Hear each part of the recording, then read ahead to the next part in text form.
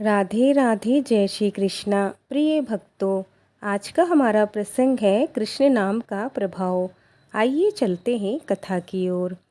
किसी गांव में एक आदमी के पास बहुत सारी बकरियां थीं। वह बकरियों का दूध बेचकर ही अपना गुजारा किया करता था। एक दिन उसके गांव में बहुत से महात्मा आकर यज्ञ कर रहे थे और वह वृक्षों के पत्तों पर चंदन से कृष्ण कृष्ण का नाम लिखकर पूजा कर रहे थे। वह जगह गांव से बाहर थी। वह आदमी बकरियों को वहीं रोज घास चराने ले जाया करता था। साधु हवन यज्ञ करके वहां से जा चुके थे, लेकिन वह पत्ते वहीं पड़े रह गए। तभी पास चरती बकरियों में से एक बकरी ने वह कृष्ण नाम रूपी पत्तों को खा लिया। जब आदमी सभी बकरियों को घर लेकर गया, सभी बकरियां अपनी भाषा में मैं करने लगी, लेकिन वह बकरी जिसने कृष्ण नाम को अपने अंदर लिया था, वह मैं की जगह कृष्ण कृष्ण करने लगी, क्योंकि जिसके अंदर कृष्ण वास करने लगे उसका मैं यानी अहम तो अपने आप ही दूर हो जाता है। जब सभी बकरियों ने उसको कृष्ण कृष्ण करते सुना तो सभी बकरियों ने कहा, ये तुम क्या कह रही हो? अपनी भाषा मैं बोलना है और तुम सारा दिन कृष्ण कृष्ण करती हो।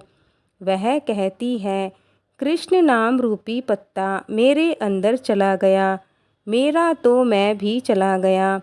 सभी बकरियां उसको अपनी भाषा में बहुत कुछ समझाती, परंतु वह टस से मस न हुई और कृष्ण कृष्ण रटती रही।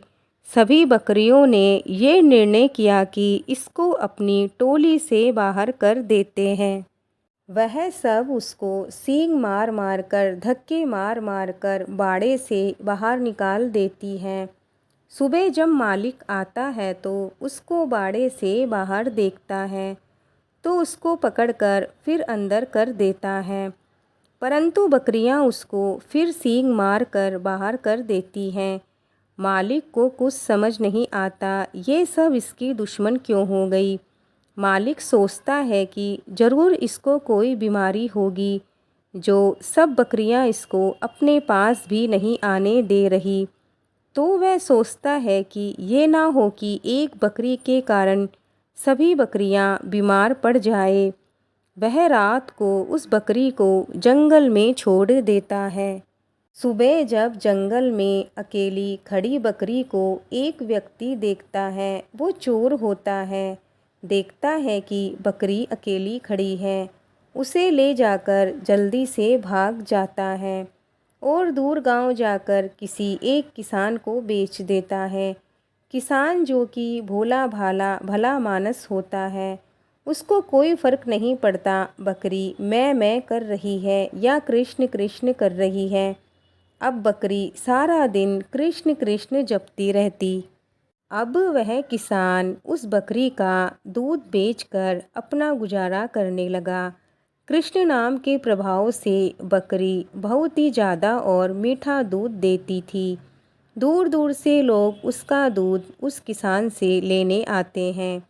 किसान, जो कि बहुत ही गरीब था, बकरी के आने और उसके दूध की बिक्री होने से उसके घर की दशा अब सुधरने लगी थी।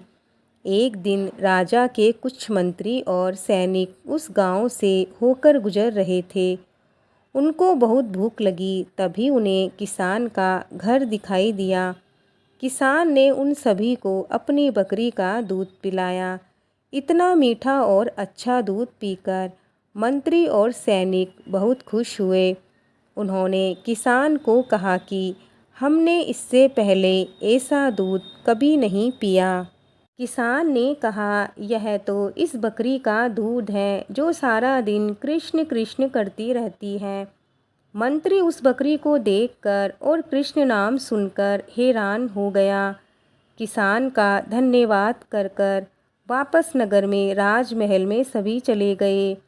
तभी उन दिनों राजमाता, जो कि काफ़ी बीमार थी, कई वेदों के उपचार के बाद भी वे ठीक नहीं हुई।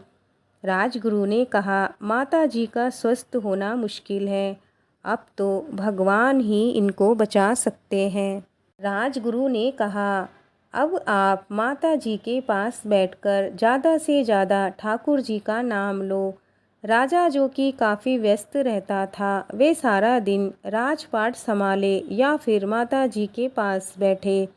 नगर में किसी के पास भी इतना समय नहीं था कि राजमाता के पास बैठकर भगवान का नाम ले सके। तभी मंत्री को वह बकरी याद आई जो कि हमेशा कृष्ण कृष्ण का नाम जप करती थी। मंत्री ने राजा को इसके बारे में बताया।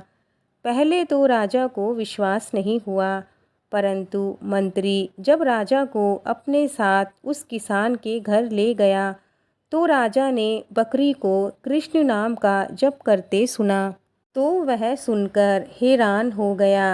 राजा किसान से बोला कि आप यह बकरी मुझे दे दो। किसान बड़ी विनम्रता से हाथ जोड़कर राजा से बोला, इसके कारण ही मेरे घर के हालात ठीक हुए हैं। अगर मैं ये आपको दे दूंगा तो फिर मैं भूखा ही मर जाऊंगा। राजा ने कहा कि आप फिक्र ना करो, मैं आपको इतना धन दूंगा कि आपकी गरीबी दूर हो जाएगी। अब किसान ने खुशी खुशी बकरी राजा को दे दी। अब तो बकरी राजमहल में राजमाता के पास बैठकर निरंतर कृष्ण कृष्ण का जाप करती। कृष्ण नाम के कानों में पड़ने से और बकरी का मीठा और स्वस्थ दूध पीने से राजमाता की सेहत में सुधार होने लगा। धीरे धीरे राजमाता बिल्कुल ठीक हो गई। अब तो बकरी राजमहल में राजा के पास ही रहने लगी। तभी उसकी संगत से पूरा राजमहल कृष्ण कृष्ण का जाप करने लगा। अब पूरे राजमहल और पूरे नगर में कृष्ण रूपी माहौल हो गया। एक बकरी, जो कि एक पशु है, कृष्ण नाम के प्रभाव से जो सीधे राजमहल में पहुंच गई और उसकी मैं यानी अहम ख़त्म हो गई। तो मित्रों, क्या हम इंसान निरंतर कृष्ण का जाप करने से हम भव से पार नहीं हो जाएंगे? मित्रों, ये कथा यहीं पूर्ण होती है। बोलो भगवान श्री कृष्ण की जय। आपको आज की कथा कैसी लगी हमें लाइक कमेंट करके ज़रूर बताएं। मिलते हैं और एक नई कथा के साथ। जय श्री कृष्णा, जय श्री राधे।